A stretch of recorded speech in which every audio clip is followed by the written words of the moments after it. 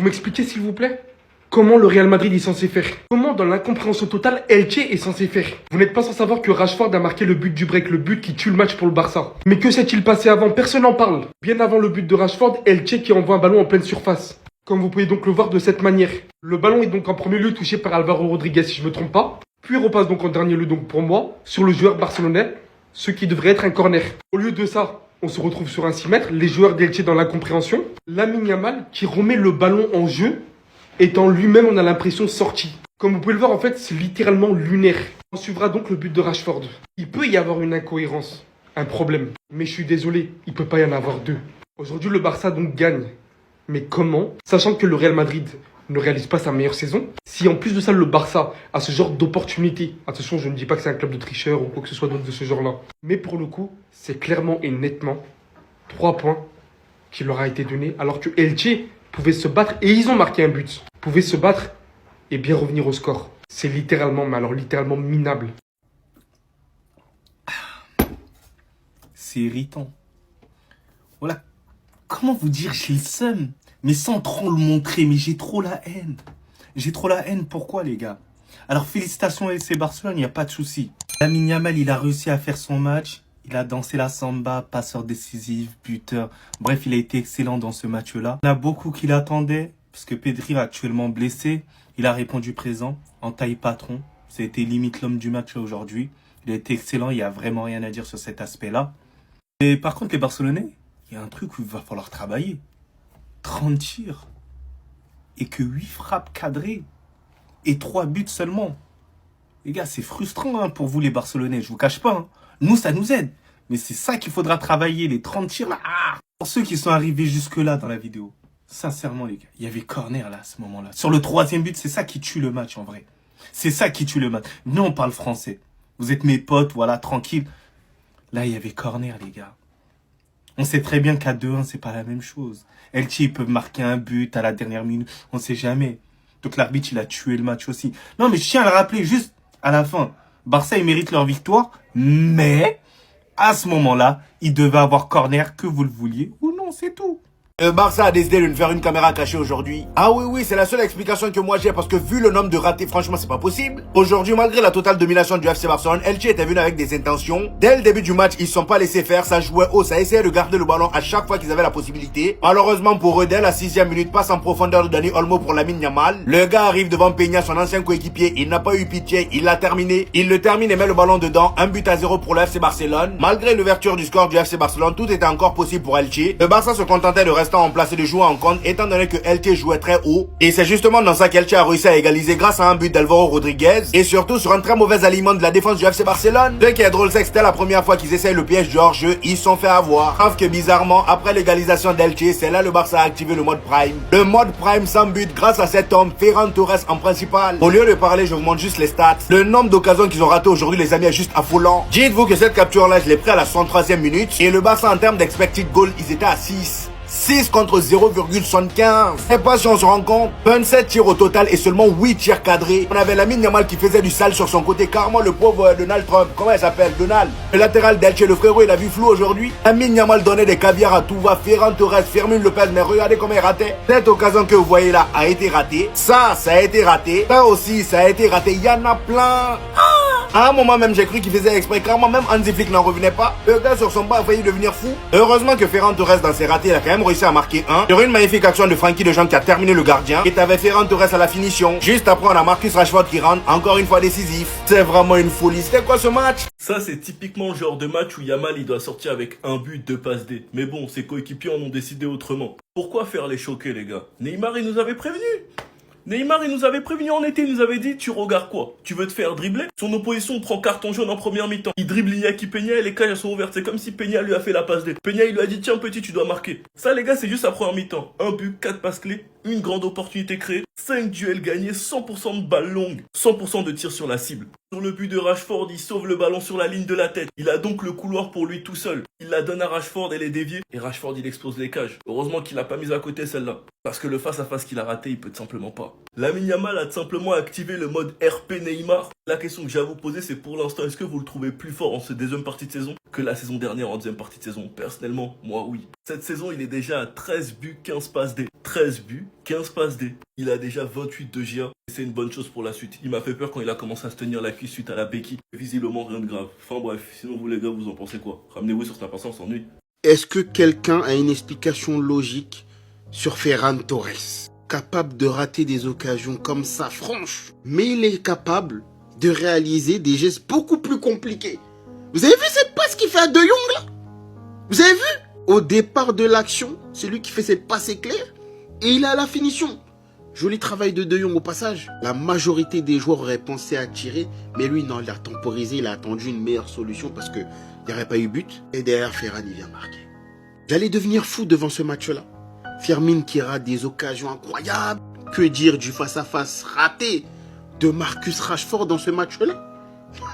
Marcus Rashford, un contre un, je vous le jure, je savais qu'il allait pas la mettre. Rashford, des fois, il a des foutaises à mort.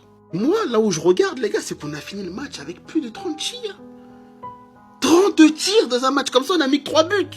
Elche, sur leur peu de situation, ils ont été extrêmement dangereux. 30 tirs contre 9. On a gagné que 3-1 et c'était chaud. On peut rien dire sur la défense. Alors oui, la défense, comme d'hab, il y a des problèmes, etc. Mais quand devant, ils marquent pas, on doit dire quoi, les gars?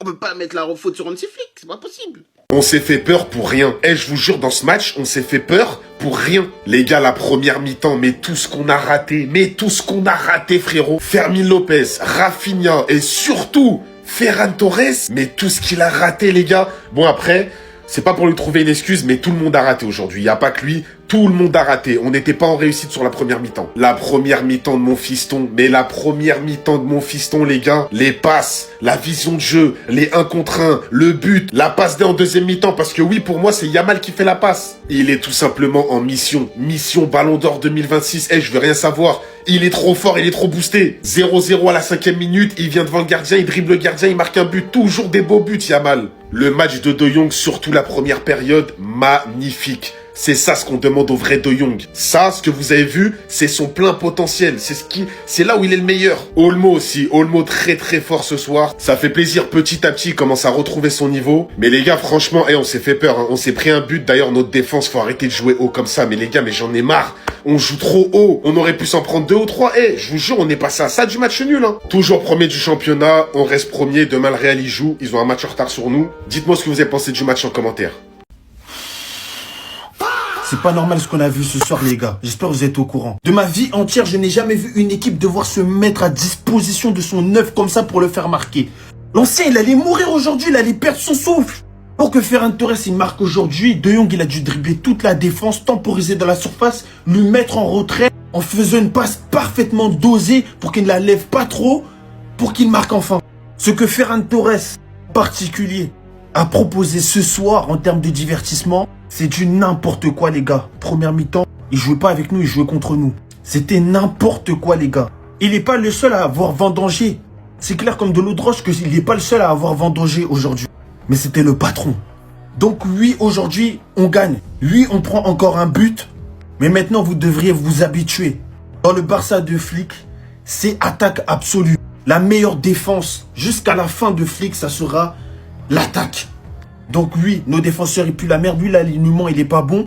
Mais si on commence à pas concrétiser nos actions, c'est la fin du Barça. Gros big up à De Jong d'ailleurs qui aura sa vidéo. C'était Jorginho du Brasil. Et dites-moi ce que vous avez pensé de cette victoire malgré tout. Bao. Le football des 15 prochaines années est devant nous. Le prodige des 15 prochaines années est devant nous. Le talent des 15 prochaines années est devant nous. La résurrection du football est devant nous. Est-ce qu'on se rend compte, depuis le début du mois de janvier, soit depuis un mois, du Lamine Yamal qu'on a retrouvé? C'est tout simplement exceptionnel. Un Lamine Yamal de plus en plus décisif. Un Lamine Yamal de plus en plus incisif. Un Lamine Yamal qui joue de plus en plus juste. Et qui arrive surtout à faire le bon geste au bon moment. Ce qui lui manquait un petit peu sur le début de saison. Et encore, on parle de petits détails parce que Yamal, depuis qu'il a commencé le football, c'est un diamant brut. C'est un joyau. C'est le football, tout simplement. Et quand on regarde encore aujourd'hui, la masterclass qui sort sur la pelouse d'Elche. Dès qu'il accélère, dès qu'il fait des choses, tout vient de lui. Sur le troisième but, la passe pour Rashford, c'est lui. Tous les déboulés qu'il fait sur le côté droit, son but qui marque en dribblant le gardien. Lamine Yamal, aujourd'hui, est devenu l'atout décisif, surtout sur ce mois de janvier, du FC Barcelone avec Rafinha. Et c'est ce qui manquait à Yamal. Si en plus c'est l'atout des actions, et maintenant que c'est l'atout de la finalisation des actions, là on va avoir un Lamine Yamal qui va marcher sur le football.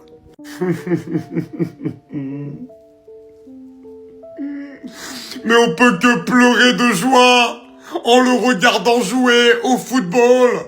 Mais on ne peut que essuyer nos larmes de joie lorsque l'on voit cet homme pratiquer le football. On l'a dit, on l'a toujours dit. Et quand on voit ce genre de match, on est tellement heureux de le constater. Que Frenkie de Jong est tout simplement un des meilleurs milieux du football actuellement. Et que quand on le met dans cette configuration de match, sans Pedri, avec 2 numéros 10 à côté de lui comme Fermin et Olmo, la place qu'il prend dans le milieu de terrain, c'est extraordinaire. Mais que ce soit sa gestion du tempo, ses retours défensifs, son volume de jeu, parce que le mec il est partout, ses projections balle au pied, ses passes, ce qu'il fait, et c'est là où pour moi De Jong il est exceptionnel, c'est qu'il sait tempérer quand il a le ballon, il sait quoi faire, même sous pression. L'action qu'il fait sur le deuxième but quand il la donne à Ferran, il fait 4 ou 5 touches de balle dans la surface. Il y a une pression grandiose, il perd pas la balle et il donne un caviar à Ferran. Et au milieu de terrain, c'est le patron de la gestion de ton tempo. Il sait tout faire. C'est tout simplement un immense plaisir que de voir ce garçon jouer au football. Au sort du stade d'Elche avec les 3 points, vous aviez cru vraiment un stade où Messi a été accueilli en roi qu'on n'allait pas repartir avec les 3 points, très sincèrement? Eh ben non. Lamine Yamal, Frenkie, merci pour votre football. Merci, football. En fait, merci la Masia, merci. Je vais en faire une vidéo à part, on va parler de lui très bientôt. Vous, qu'il aurait pu avoir de meilleurs stats, mais t'as des rattaquants à un point de rendre fou Flick en fait. Flick, vous allez nous le faire vieillir alors qu'il est déjà vieux là. Il a 60 ans, mais vas-y, bref. Tu vas nous faire ça combien de fois? Combien? Deco, il va arriver avec sa bouche encore, ouais, non, mais Dembélé, regardez le PSG, caca, on n'a pas besoin de 9, on n'a pas besoin de 9, on n'a pas besoin de 9, on n'a pas besoin de 9. Parenthèse, Rashford, toi là, toi aussi. PSG, Bruges, Levante, Elche à l'aller. Je continue, ici. Et vous savez c'est quoi le pire? C'est qu'il va arriver et nous faire chute. Mais je vais insulter ta mère bêtement, toi, en fait. Bref, en tout cas, Frenkie, hein. Pedri n'est pas là. De Jong assure. Je vous avais dit, les deuxièmes parties de saison, De Jong, quand il est bien entouré, bien coaché, que tout va bien, vous êtes finis. Offensivement, on a les mêmes problèmes, mais bon, je vous apprends rien, je vais pas gâcher ma salive à parler de ça. Donc voilà, on rentre avec les 3 points, on prend 4 points, c'est le plus important. Provisoire avec le Real. Lamine Yamal, merci pour ton football. Merci. Que serait le football actuel sans toi? Le digne héritier du Joga Bonito. Il n'y a que la Masia, en fait, qui peut créer ce phénomène-là. Nicky Nicole n'aura jamais raison, encore une fois. Je comprends tellement ces haters, en fait, parce que, à part essayer de ternir son image et d'inventer des choses, par exemple, sur son anniversaire ou en mode avec sa famille et tout, ils peuvent rien faire.